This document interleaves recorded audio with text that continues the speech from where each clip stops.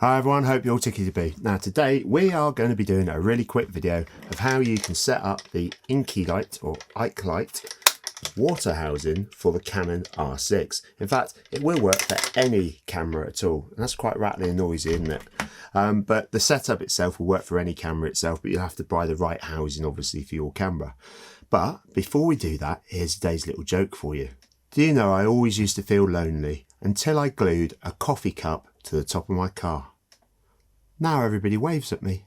Right, let's get into seeing how quick and easy this is to set up. And if you want to see some footage and photos and the type of things you can get done with this type of gear, then there'll be a link up there.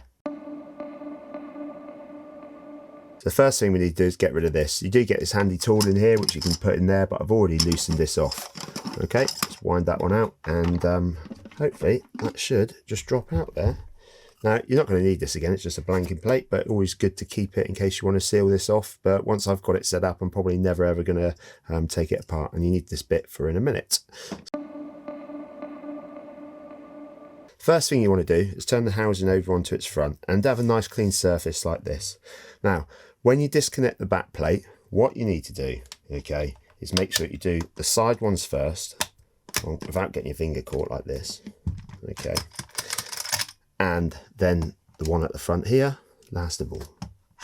All right, now the reason you do that is so that it gets a nice flat seal, and you do it in reverse when you're putting the back plate on. Okay, so we take that one out of the way, pop that somewhere nice and safe. Now then, what you want to do is make sure you don't get any dirt in these seals here. So if you do, then make sure you wipe it off before you put it back together, and you get some silicone with it, which you can actually smear on there to give that tighter seal. But I've already done that on this one. Now, you get this little plate here, okay? That one comes out, and that's to mount on the bottom of your camera. So first thing you need to do is get that on there. Now, the good thing you'll notice, as you can see, is this little lip here. And what it does, it's designed for your actual camera, all right? It fits in there. I'm not going to use my nail for this, because I'll probably end up breaking it. And you tighten that one up nicely. And as you can see, it fits here on the back plate. There we go. And once you've connected that, all right, nice and tight, pull the hot shoe cable, this one here, out.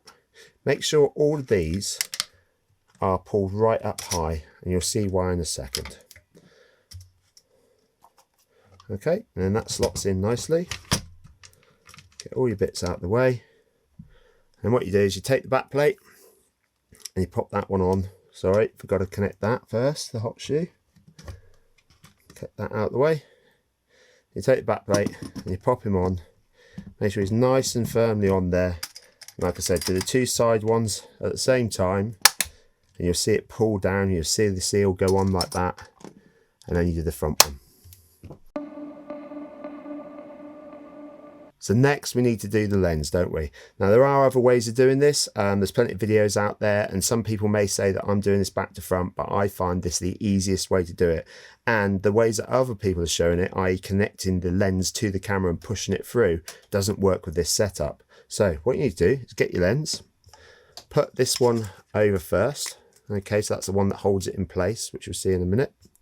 And then you take the one that connects up so that you can do the zoom and everything else, and you pop that on. Now you need to put this on very, very carefully, as you can see, all right, because you need to make sure that your lock is back on there, because you can easily push them off of autofocus onto manual focus, or again, take the stabilizer off, or worst case scenario, you end up putting the lock back on there so you can't get the zoom. So you do that and get them all set up nicely. Then you just turn it up like this, pop them in, line them all up, and give it a little twist until you hear that click happen. Then you can take your fingers and you can run them around on this one, or as I do, as I get that little tool, and you just push it around. Yeah, and what it would do is it would tighten up nicely and hold everything in place for you. And as you can see, yeah, I'll put it sideways, you can see that the zoom's working now. Right, now then, for the ports, the dry ports themselves, or housings, whatever you want to call them. Now, as you can see, I've got 1, 2 on here, plus the dome at the front. You can get flat ones, but I wanted a dome on mine. What you do is you go onto the Inky site themselves and then you find out which pieces of these you use for your type of lens. This is set up for the RF 24 to 70. All right, and there'll be links down below for you to be able to find these ones if that's the setup you're after. But what you need to do, and these are all only thumb tight on here, by the way, don't over tighten them. All you need to do then is slot that one on, making sure that you hear that nice slide go in, and you can actually feel it pull in. And then up here, you need to make sure the top one is actually at 12 o'clock. Yeah, and I screw this one down first, and then what I do is I have a look all the way around to make sure that they're all sat nice and flat and flush. Okay, and then all you do is tighten these all up. Now, like I said, just make sure they're finger tight as well. Speed that one up for you.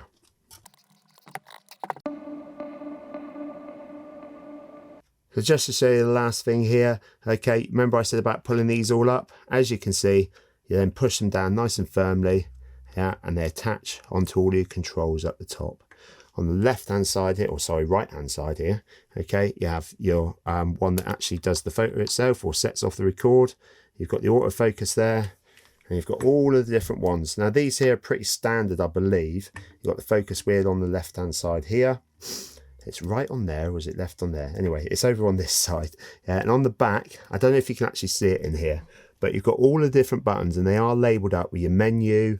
Yeah, you've got your wheel button there for down the bottom. You've got all the other ones, your auto focus, menu, rate, everything on there set, and the whole lot. Every single button is controllable from the outside.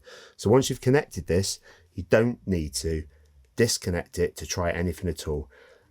Top tip for you would be to set your settings before you go in to the water. There you go, simple, easy, isn't it? If you've got any questions, leave them in the comments down below. And if you like this video, why don't you give it the old thumbs up? There'll be plenty more videos like this coming along if you're interested in it, not just in water housing gear, but loads of different gear. So make sure you hit the subscribe as well. Stay safe out there, everyone. Have fun making stuff. Cheers for now. Best we get in the water then.